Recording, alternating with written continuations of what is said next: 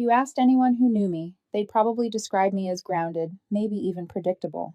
I had my own apartment, a steady job in IT, not glamorous, but it paid the bills and gave me peace of mind. My friends often joked that I was the responsible one in the group, the one who didn't gamble on love or career, the one who always had an emergency fund tucked away. They weren't wrong. Stability was my anchor. That's probably why Dylan was drawn to me in the first place. He was 24 when we met, finishing his degree, constantly broke, and juggling internships and part-time shifts at a cafe. He was charming, though the kind of guy who could walk into a crowded room and immediately collect a dozen smiles. When he looked at me, he used to say I made him feel safe. He said I grounded him, and I believed him. In those early days, I thought I'd finally stumbled onto something real.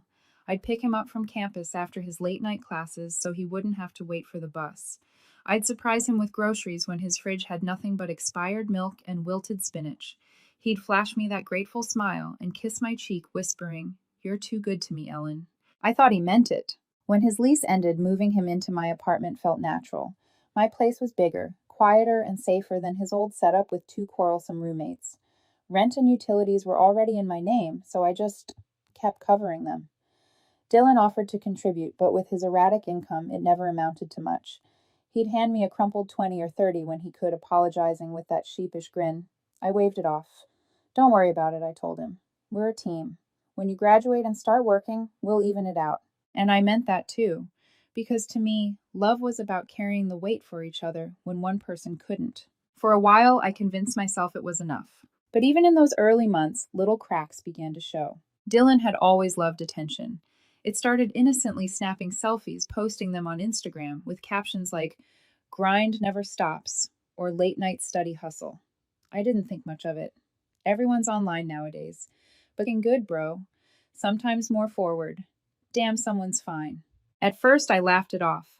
"Doesn't it bother you that half your followers are thirsty girls?" I teased one night while scrolling through his phone. He just smirked. "Relax. They're just boosting my confidence. It's not like I'd ever go for them." I forced a smile and let it slide, but inside it pricked something raw. Then there were the jokes, the little digs. Like the Friday night I suggested we order takeout and watch a movie after a long week. Dylan leaned back, eyebrows raised, and chuckled. "God, Ellen, you're such a grandma. Don't you ever want to do something exciting?" Or the time his friends came over sprawled across the couch. I paid for sipping the wine I'd bought, and one of them teased, "Man, Dylan, you're basically dating your mom. She works, she cooks, she takes care of you. What do you even do in this relationship?" I waited for him to defend me, to laugh it off and say, "Don't talk about her like that. She's amazing." Instead, Dylan grinned and piled on, "Yeah, she's basically married to her spreadsheets." He laughed, even as I sat right beside him. It stung, badly, but I brushed it off the way I always did. I told myself he was just young, careless with words, still figuring himself out. That once life settled down, once he got a stable job, he'd start appreciating me more. That was my mistake. Because even as I poured more of myself into keeping him afloat, late night drives to campus cooking, when he stressed over exams, cleaning up so he could focus, I never noticed how lopsided it all was. Looking back, I realized Dylan didn't crave partnership. He craved adoration. He loved the stability I gave him. Yes, but he also loved the thrill of being admired by Smurfyjers. And the longer I ignored the cracks, the wider they grew. The first real blow came at a party. We were sitting in a circle, drinks in hand, when one of his friends, tipsy and loud, blurted out, "How do you not get bored with Ellen? She's so tame." My chest tightened. I waited for Dylan to laugh it off, to shut it down. Instead, he smirked and said, "Well, that's why I go out with you guys. I need some excitement in my life." Everyone laughed, even Dylan. I forced a smile, but inside it felt like someone had twisted a knife. Later, when I confronted him, he waved it off. "Relax, it was a joke. Don't be so sensitive." That was his favorite line whenever he crossed a boundary. "Don't be so sensitive." I should have recognized it then for what it was, a dismissal, a warning sign that my feelings didn't matter. But I didn't. I told myself he didn't mean it. I told myself loyalty and love could make up for disrespect. So I stayed. I stayed because I thought stability was enough. Because I thought I was enough. But soon I would learn just how wrong I was. The night that shattered everything didn't begin with a storm. It began with exhaustion. It had been one of those weeks at work where deadlines piled up like bricks on my chest. All I wanted was a quiet Friday night, no noise, no drama, just takeout, and maybe a bad movie I could half sleep through. I'd set the table with 2 plates even though Dylan wasn't home yet. I kept glancing at my phone, wondering when he'd walk through the door. Part of me already knew the answer. He wasn't coming home the way I wanted him to. When he finally emerged from the bedroom, it wasn't in sweatpants or a t-shirt. It was in a black glittering dress shirt I'd never seen before, the kind that caught the light in sharp angles. His hair was styled cologne, heavy shoes, polished. He looked like he'd stepped out of someone else's life. Wow, I said softly, blinking up from the couch. You're dressed up. He didn't even look at me. He was fixing his collar in the mirror by the hallway eyes, flicking over his reflection like I wasn't even there. Where are you headed? I asked, setting my phone down. That's when he smirked, a cold, sharp little curve of his mouth that made my stomach twist. Out, he said. Out where I pressed. Finally, his eyes met mine in the mirror. There was a glint there, something cruel, something rehearsed. Don't wait up tonight, he said flatly. I'm with someone better. For a second, I thought I misheard. My ears rang like the world had gone muffled underwater. What my voice cracked. He turned full on now and repeated it without a flinch. I'm going out with someone who actually knows how to have fun. You should be grateful. Honestly, it's not like you could keep up. The room went dead silent. I could feel my heart hammering in my chest, heat crawling up my neck. Part of me wanted to scream, to demand answers, to claw the truth out of him. Who? How long? Why? But the way he was looking at me told me everything I needed to know. He was daring me. He wanted me to beg. He wanted the scene, the chaos, the tears, something he could feed on later. Instead, I inhaled slowly, forced my voice steady, and said the only word I could muster. Understood. Dylan blinked, thrown off by the calmness. For just a flicker, his smirk faltered. Then he rolled his eyes. God, you're so boring, he muttered. Whatever. Don't wait up. He grabbed his leather jacket, slung it over his shoulder, and strutted out the door. The sharp click of his polished shoes against the floor was like a gavel striking, sealing my sentence. The moment the door shut, I sat there frozen. The silence that followed was deafening. On the table, 2 plates sat waiting untouched. My appetite vanished, replaced by a hollow ache that spread through my chest. I pressed my hands against my thighs to stop them from trembling. How do you process someone you love looking you in the eye and telling you they'd rather be with someone better? I don't know how long I sat there. Minutes, hours. The city outside buzzed faintly, cars passing, neighbors' muffled voices drifting through walls. Inside my apartment, it felt like the world had stopped. But beneath the sting, something unexpected stirred. This wasn't a fight. This wasn't a bad joke. This wasn't even a rough patch. This was who Dylan was. And for the first time in months, maybe years, I realized I didn't have to keep living like this. I stood abruptly, as if some hidden gear inside me had finally clicked into place. My body moved before my mind caught up. I walked to the kitchen drawer and pulled out the spare set of locks I'd bought months ago after a neighbor mentioned a break-in. I'd never gotten around to installing them. Funny how timing works. I laid them out on the counter, the metal glinting under the dim kitchen light. Then I glanced at this bedroom door, our shared space, our tangled mess of clothes and half-finished laundry. No, not our. Mine. I sat back down, forcing my breath to steady, staring at the locks. A quiet resolve began to settle over me, heavy but smurfagely comforting. Dylan thought he'd left me broken on that couch. He thought he'd returned to the same predictable, forgiving Ellen. But he was wrong. I wasn't going to fight for him. I wasn't going to beg for him. I was going to erase him. The night stretched long, but my decision didn't waver. By the time the sky outside began to pale with the first hints of dawn, I knew exactly what I needed to do. Dylan thought he could walk out and come back whenever he pleased. He thought I would wait. But this time when he came home, he wouldn't find the Ellen he expected. He wouldn't find a home at all. The morning after Dylan walked out the apartment felt like a hollow shell. No sound of him rummaging through drawers, no whistling in the bathroom, no clutter of his sneakers by the door. Just silence. I sat at the kitchen table with a cup of coffee cooling between my palms. My eyes kept drifting to the shiny new locks I'd laid out the night before, cold silver unblinking. For years, I thought love meant endurance. But staring at those locks, I realized love also meant boundaries, and mine had been trampled long enough. I stood, rolled up my sleeves, and got to work. The screwdriver shook in my hand at first, not from weakness, but from adrenaline. Every turn of the screw felt like reclaiming a piece of myself. One by one, the old locks came off. One by one, the new ones clicked into place. The sound was sharp final. When it was done, I tested the door. Smooth, secure, Dylan's key would be useless now. A bitter smile tugged at my lips. For the first time in months, maybe years, the apartment felt like it was mine again. But the job wasn't finished. I moved into the bedroom. His side of the closet stared back at me, shirts crammed in unevenly belts, coiled on the floor, cologne bottles lined up like little soldiers. The smell hit me, his scent musky and arrogant. For a moment it stung. Then I pulled out a cardboard box. I didn't rage. I didn't rip his clothes or toss his belongings into garbage bags like some movie cliche. No, I folded everything neatly. Shirt by shirt, pair of shoes by pair of shoes. His toothbrush, his cologne, the watch I'd bought him for his birthday. Every piece of Dylan's life with me went into those boxes. It wasn't about revenge, it was about closure. By the time I was done, 3 boxes sat stacked by the door. On top of them, I placed a single note in my cleanest handwriting. Don't come back, the keys won't work. That was it. No explanations, no apologies, no drama, just fact. I stepped back and looked at the pile. It was Smurfage how something so simple could carry so much weight. The apartment felt lighter, like I'd opened a window after years of suffocation. Later that day, my phone buzzed. Dylan, hey, where's my key? It's not working. I stared at the message, my pulse steady. My thumb hovered for a moment, then I locked the screen and set the phone face down. Minutes later, another buzz. Dylan, are you kidding me? What did you do? Still, I said nothing. The silence between us grew louder than any argument we'd ever had.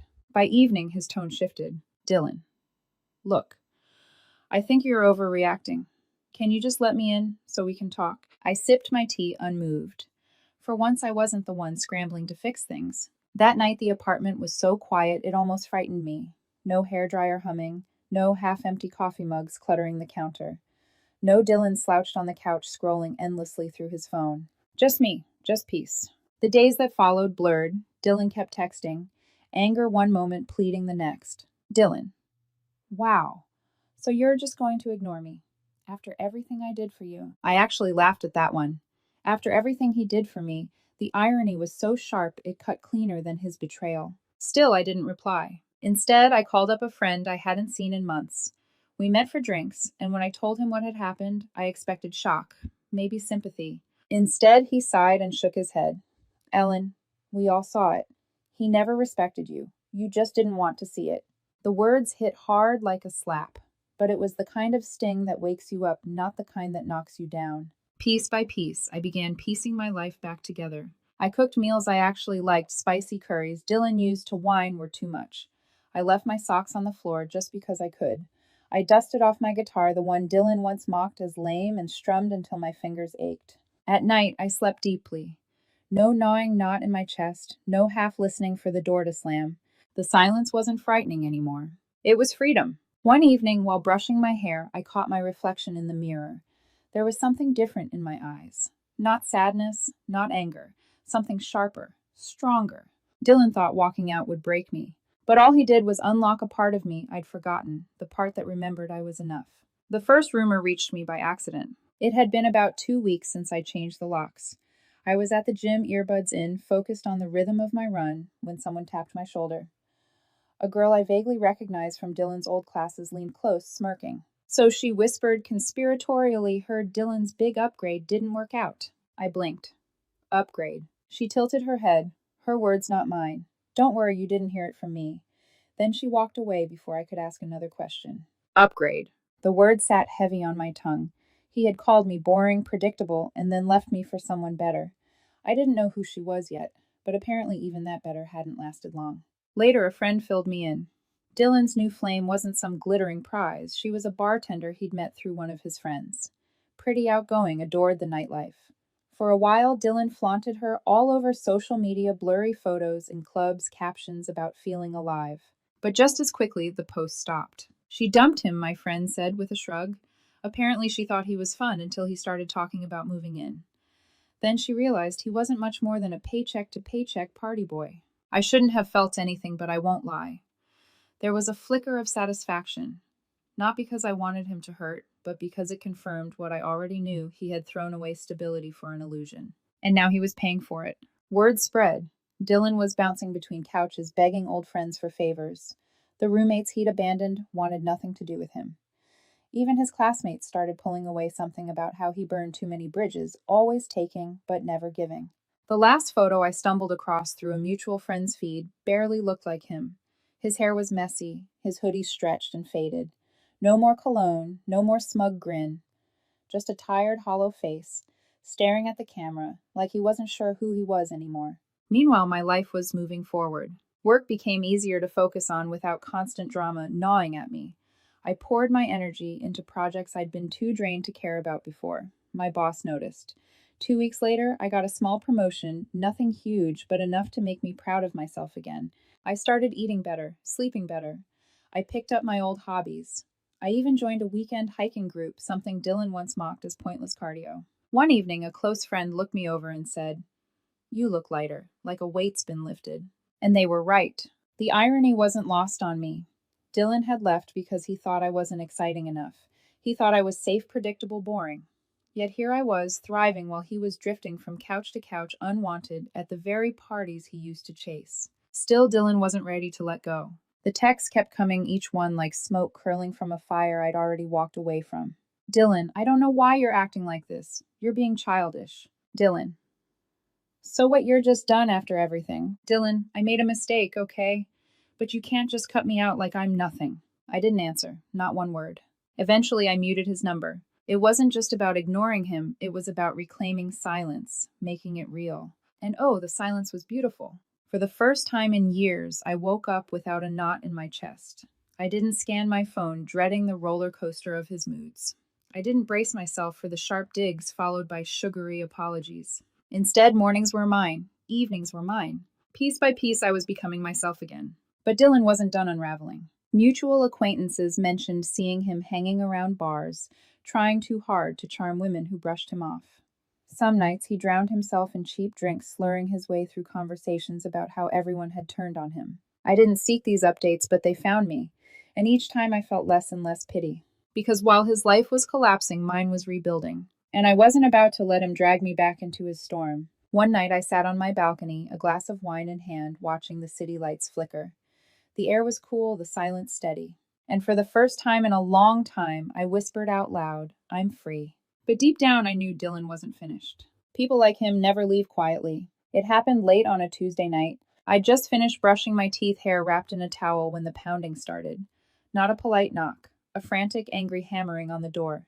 My stomach dropped before I even looked through the peephole. Dylan. His hoodie was pulled over his head strings, tight around his face, but I could still see the red rims of his eyes. His jaw was clenched, his posture rigid. For a moment, I thought he might try to kick the door in. I cracked it open just enough to look at him. "What do you want?" He shoved against the door like he might force his way inside. "Why aren't you answering me?" His voice was raw, almost frantic. "Because I said evenly, there's nothing left to say." His eyes widened like I'd slapped him. "Nothing left to say. Are you serious?" "We lived together for 2 years, Ellen. You can't just erase that."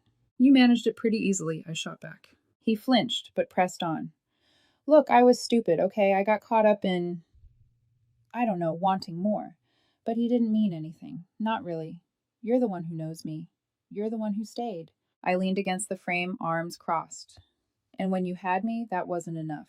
Your words, not mine." His face, twisted desperation leaking into anger.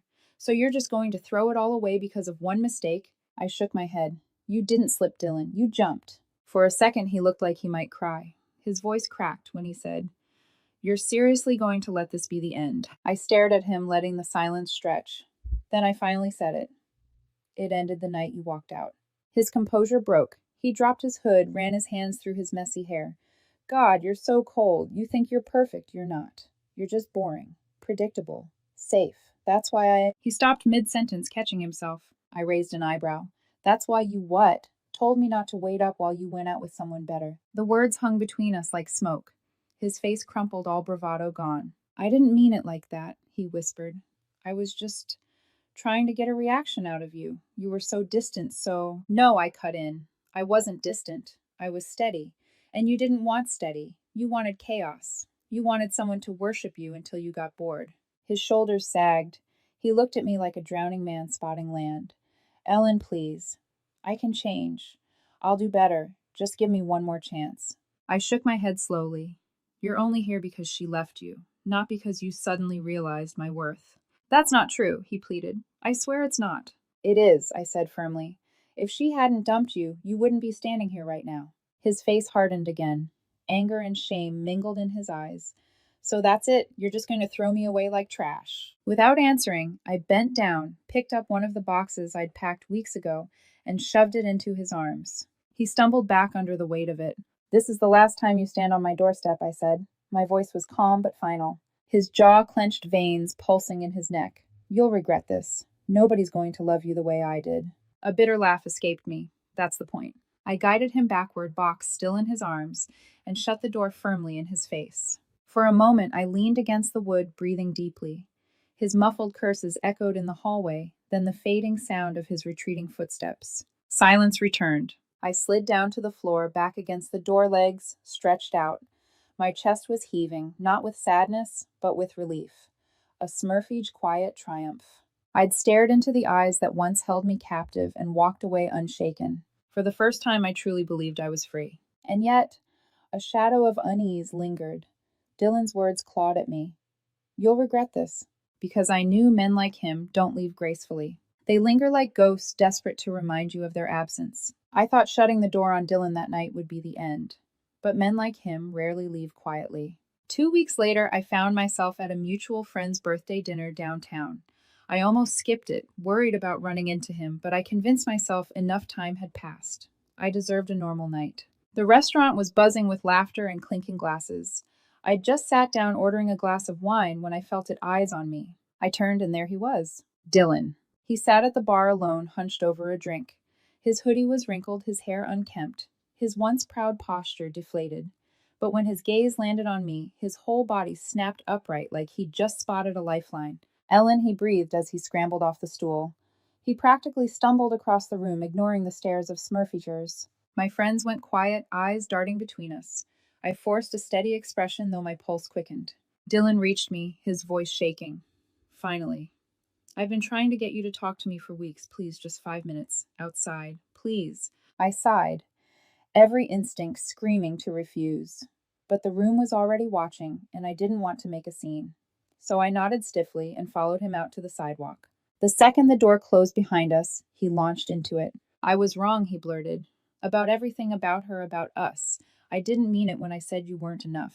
You were more than enough. I don't know, I panicked. I thought I wanted freedom, excitement, but none of it means anything without you. His voice cracked, and for the first time I saw tears shimmer in his eyes. He clutched at my hands like his life depended on it. I miss us, he whispered. I miss you. Please, Ellen, just give me another chance. I'll do whatever it takes. I'll prove it to you. For a moment I studied him.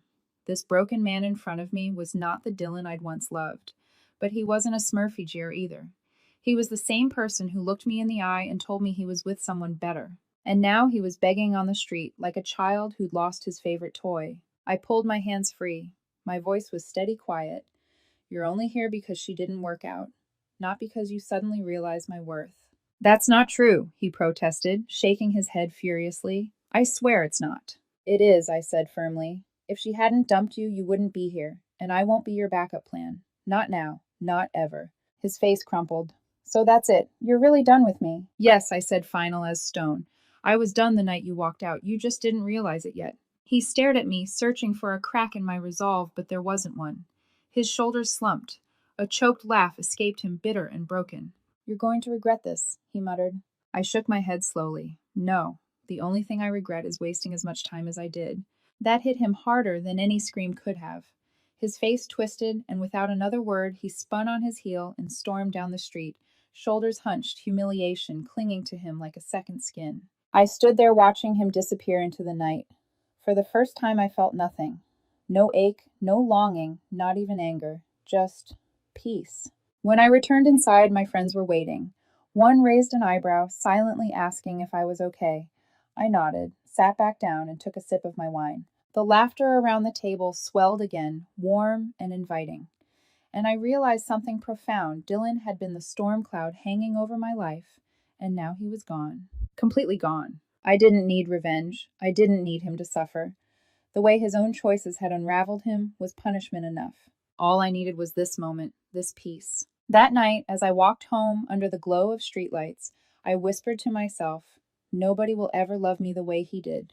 I paused, smiled softly, and added, "And that's exactly what I want." Because for once I wasn't waiting